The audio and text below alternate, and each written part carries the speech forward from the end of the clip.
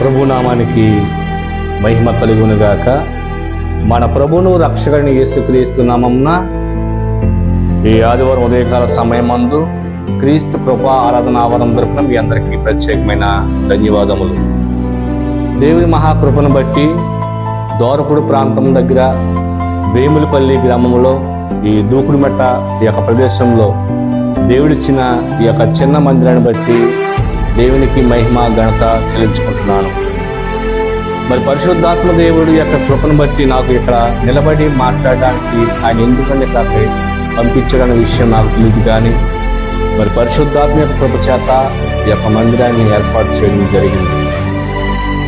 అయితే మరి దేవుని చిత్తాన్ని గ్రహించుకొని ఆయన పాదాల పట్టుకొని, దేవా మరి నేను ఎందుకు పంపించావో, నేను చేయవలసిన పని ఏంటి, కారణం ఏంటంటే అనేక ప్రాంతాలను తిరిగినప్పుడు ఆ రాజోలు గ్రామంలో కానీ ఆ మండపేటలో కానీ దేవుని యొక్క పరిచర్య చేస్తున్న సమయంలో ఎక్కడ కూడా నేను స్థలం కొని కట్టాలని ఎంత ప్రయత్నం చేసినప్పుడు కూడా అది జరగలేదు. సొంతంగా మండపేటలో ఒక అపార్ట్మెంట్ వచ్చినప్పటికి కూడా అందులో ప్రారంభించాలి అని దేవుని పరిచర్య అక్కడ మొదలుపెట్టినప్పుడు కూడా దేవుడు అక్కడ నాకు ఆయన అంగీకారం తెలుపలేదు. అలాగే రాజోలు గ్రామంలో కూడా దేవుని పరిచర్య అద్దెకి తీసుకుని నడిపిస్తున్నప్పుడు అక్కడ స్థలం కొని దేవుని యొక్క పని ఇక్కడ ఏర్పాటు చేయాలని ఆశతోటి 2 సంవత్సరాలు ప్రయాసమైనా కానీ అద్దెకి చేశాను తప్ప కొనడానికి దేవుడు గొప్ప చూపించలేదు.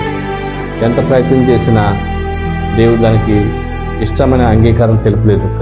కానీ మరి దేవుడు ఎందుకు ఈ ప్రాంతాన్ని అనుకోని రీతిలో అద్భుతంగా నన్ను ఇక్కడ తీసుకొచ్చి ఈ పరిచర్యలో చాలా స్పీడ్గా ఈ మందిరాన్ని కట్టడానికి దేవుడు కృప చూపించాడు. ఎన్ని ఆటంకాలు వచ్చినా, ఎన్ని ఇబ్బందులు వచ్చినప్పుడు కూడా దీన్ని ముందుగా నిలబెట్టాడు. ఇంకా చాలా పని జరగవలసి ఉంది, పూర్తి చేసి ప్రారంభించాలి, ఇంకా చాలా పనులు ఉన్నాయి కదా అని అనుకున్న సమయంలో ఎందుకు పరిశుద్ధాత్మ దేవుడు లేదు దీన్ని ముందుగానే ఈ పరిచర్యను ప్రారంభించడానికి ఆయన చిత్తాన్ని బయలుపరిచాడు. అనేక సందర్భాల్లో దేవుని ప్రార్థన చేసి, అయ్యా ఇంకా సమయం చాలా పనులు ఉన్నాయన్నప్పటికీ కూడా దేవుడు ముందు అక్కడ ప్రార్థన నడిపించు, తరపోత పని నేను చూసుకుంటానన్నట్లుగా పరిశుద్ధాత్మ దేవుడు నన్ను ప్రేరేపించడం జరిగింది.